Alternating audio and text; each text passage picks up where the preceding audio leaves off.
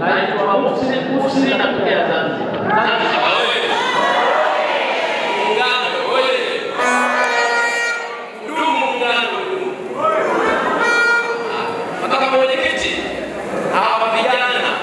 Wamekuja kusikiliza hotuba yangu.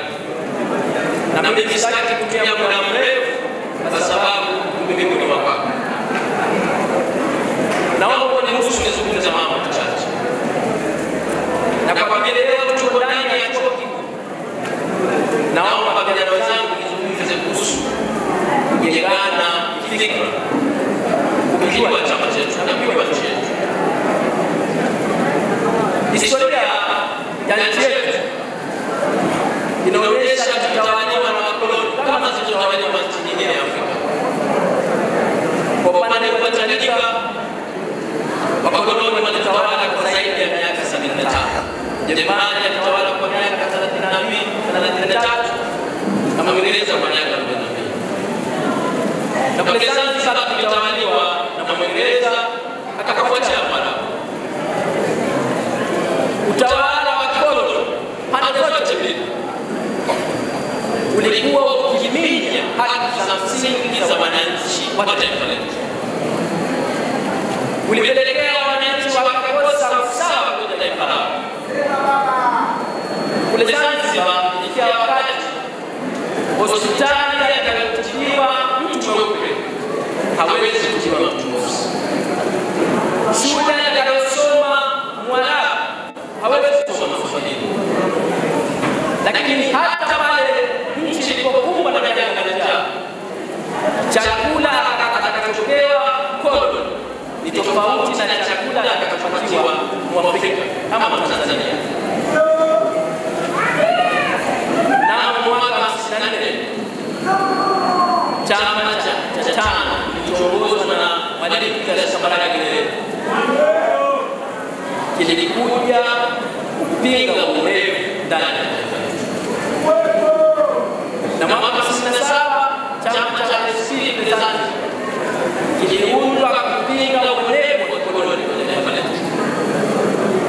Vyama hivi vyama vikubwa vya kikombozi vilivyoungana vikamzaa mtoto anayeitwa CCM mwaka 77. CCM oye! Kwa nini nilitaka tuanze huko? Wengi wetu hapa nikiwa mmoja tumekulia na tumezaliwa tumeiona CCM, lakini hatujui chimbuko la CCM ni nini. Wazee wangu mwenyekiti wa wilaya anakumbuka mwaka 67 baada ya uonevu kuwa mkali kwenye nchi yetu, na baada ya kupata uhuru mwaka 61, maumivu na machungu ya Watanzania bado yalibaki kwenye vifua vyetu. Na ndio maana historia inatuambia tulikuwa na azimio la kweli, sio kweli? Azimio la Arusha mwaka 67, Mwalimu anasema hivi: tumeonewa kiasi cha kutosha, tumenyoma kiasi cha kutosha, na tumepuuzwa kiasi cha kutosha. Ni unyonge wetu, ni unyonge wetu uliotufanya tuonewe, ni unyonge wetu uliotufanya tunyonywe, na unyonge wetu uliotufanya tupuuzwe.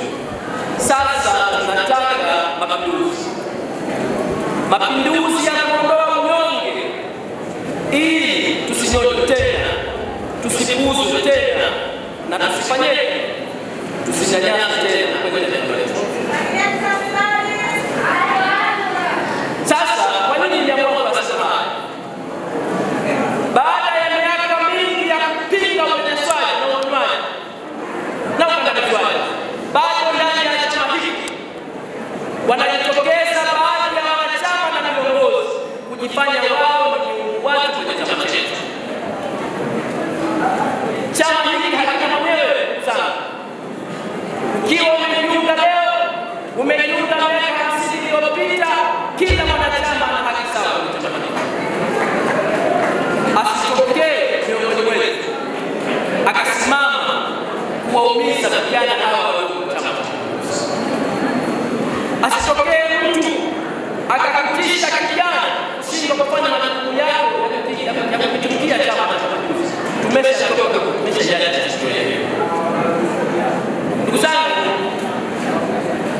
Nilitaka kusema hivi kwa sababu vijana wengi tumeendelea kukatishwa tamaa na kukata tamaa ya kufikia ndoto zetu.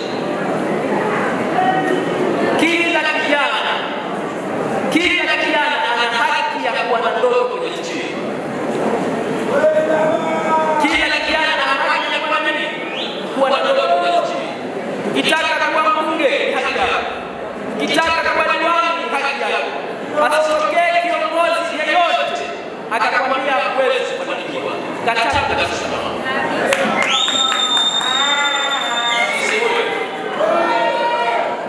Lakini kuna tabia moja mbaya sana imejengeka kwa vijana wetu, inaitwa chawa.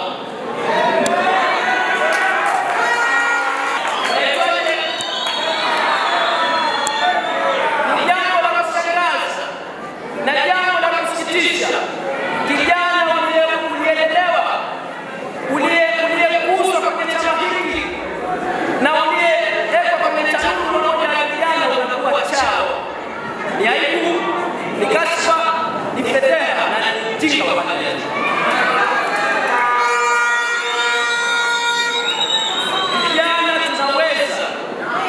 Vijana tunaweza kuthubutu tukafanikiwa. Tukatae kuwa machawa, tukatae kuwa wabeba mabegi, tupambane na ndoto zetu kuhakikisha chama chetu na taifa letu linasonga. Sasa naomba vijana zangu, mwaka huu ni mwaka wa uchaguzi. Ama vipi? Mwaka huu ni mwaka wa mwenyekiti wetu wa chama Dr. Samia na mwenyekiti wetu wa vijana kwa kawaida kwa pamoja na vijana tumesema mwaka huu nyeshe mvua ni wake jua, vijana tunakwenda kugombea uchaguzi. Na kwa bahati nzuri mwenyekiti wetu ni kwa kamati ameahidi kusimamia majina ya vijana wenzetu nchi nzima. Vijana wenye uwezo wa kwenda nafasi ya kuonyesha kwa. Lakini jambo lingine mwenyekiti wa mkoa alisema sembe ama nisiseme. Alisema vijana hatuna fedha. Kweli sio kweli? Mimi nakubali. Hatuna fedha. Lakini kuna wagombea wanapita na fedha, sio?